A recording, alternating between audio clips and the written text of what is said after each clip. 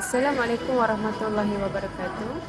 Saya Nur Zahra Syawati Arisa Muhammad Sanusi bersama dua sahabat saya, Khair dan juga Naufal. Pada hari ini kami akan mempromosikan tulisan khot kami, iaitu tulisan khot Kufi berserta kata-kata hikmah yang akan diterangkan oleh saudara Khair dan saudara Naufal. Dipersilakan.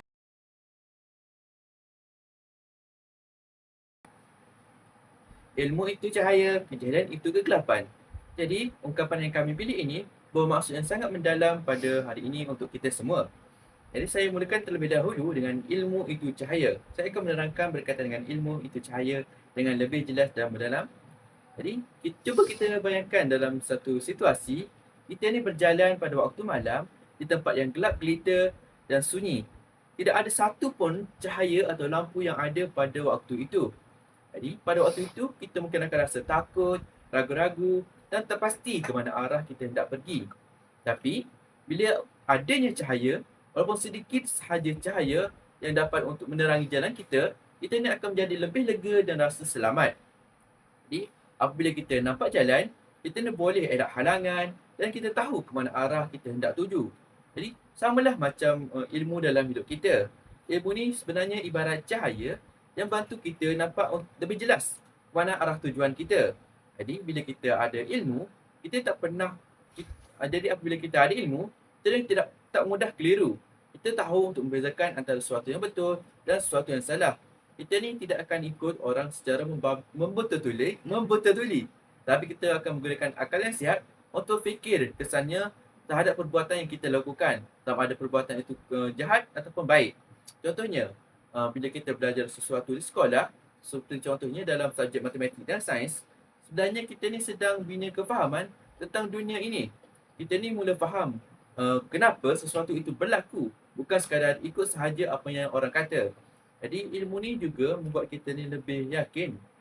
Jadi apabila kita tahu sesuatu, kita akan menjadi lebih berani untuk bersuara dan berani untuk membuat keputusan.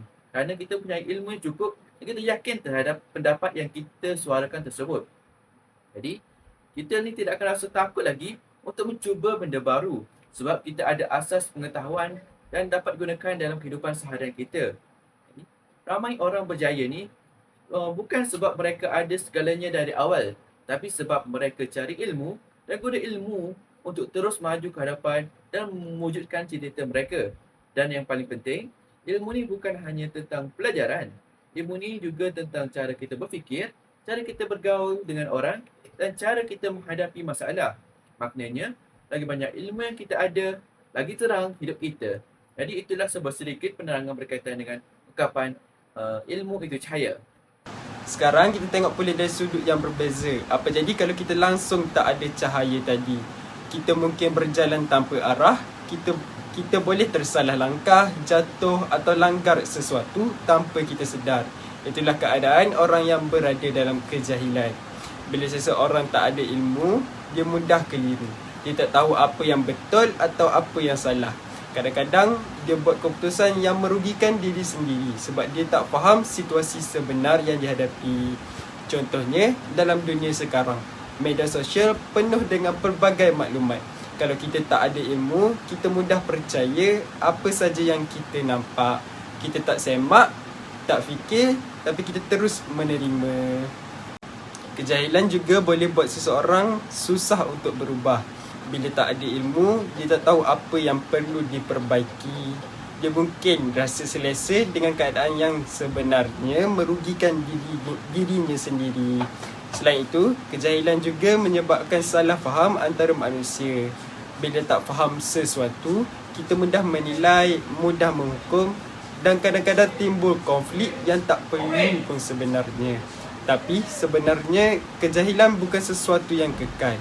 Ia bukan satu hukuman, tapi ia merupakan satu keadaan yang boleh diubah.